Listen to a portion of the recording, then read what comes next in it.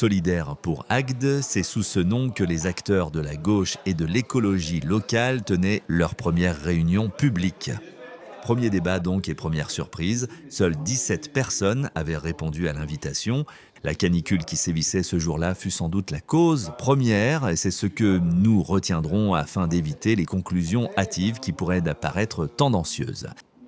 À peine installé, Bertrand de Pontual, porte-parole des écologistes et visiblement animateur des débats, désigna sans détour la première motivation de l'équipe, à savoir faire barrage au Rassemblement national en hausse régulière sur la commune. Je dirais, moi personnellement, je suis très heureux. Je pense que c'est un peu un symbole de venir sur ce site du Gros d'Agde. Pourquoi? Vous avez une réponse, je pense, comme voilà. Ben parce qu'il y a des gens à convaincre sur le Gros d'Agde. Il y a vraiment des gens à convaincre. Il y a énormément de votes RN et donc on en reparlera, mais notre objectif aussi c'est de convaincre ces gens-là, parce que c'est pas nos ennemis, les gens qui votent RN, c'est pas nos ennemis.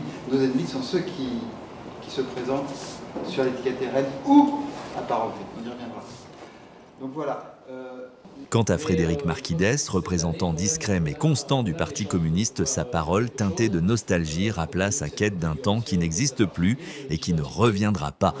Les anciens qui sont aussi un peu dans la salle, qui connaissaient cette ville avant, c'est plus du tout l'Agde qu'on vivait il y a 30 ans en arrière, quoi.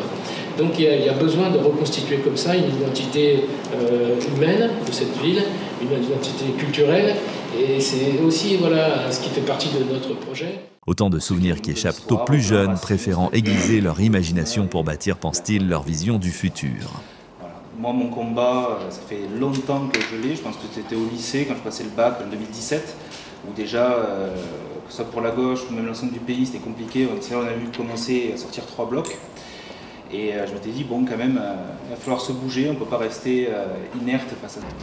À la suite de la décision d'Emmanuel Macron, là, je me suis dit, mais c'est pas possible en fait, il faut absolument que je sois active, j'ai des idées, j'ai envie de me battre pour mes idées. Donc à la suite de ça, j'ai rejoint les écologistes, mais je me définis vraiment comme de gauche au sens large.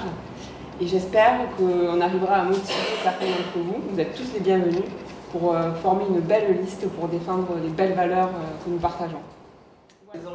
Peu nombreux ne veut pas dire pour autant muet. Le public fut souvent réactif aux propositions mises en avant. Je pense qu'il y a de l'espoir. Il y a de l'espoir parce que on leur a annoncé des sujets et ils étaient plutôt en accord avec les projets qu'on a annoncés. Et je pense qu'il y a de l'espoir pour Agde. Mais sur le fond, jeunes et vieux partagèrent les mots et les engagements éternels.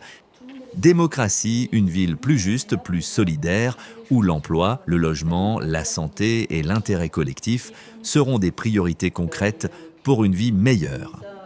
Des mots et des ambitions que nous retrouverons sans aucun doute paraphrasés dans d'autres lieux, dans d'autres bouches, sous d'autres couleurs.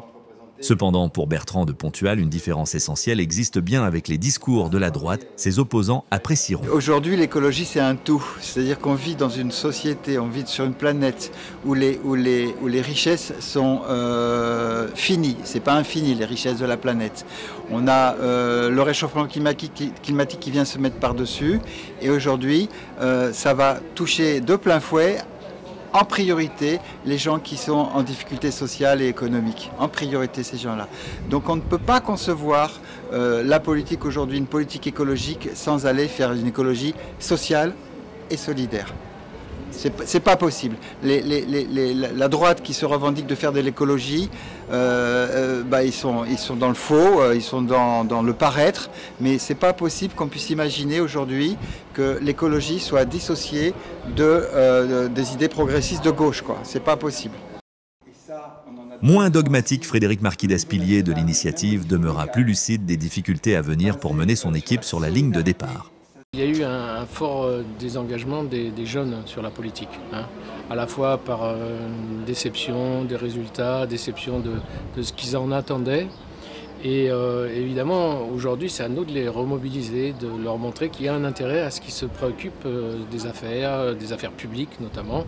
Et voilà, c'est là-dessus qu'on va essayer de travailler notre projet, quoi. Et si on a quelques jeunes qui sont là dans la partie organisation, Et on en attend après d'autres là qui viendront travailler avec nous, quoi. Voilà. Mais faut pas croire qu'on n'est pas en relation avec eux.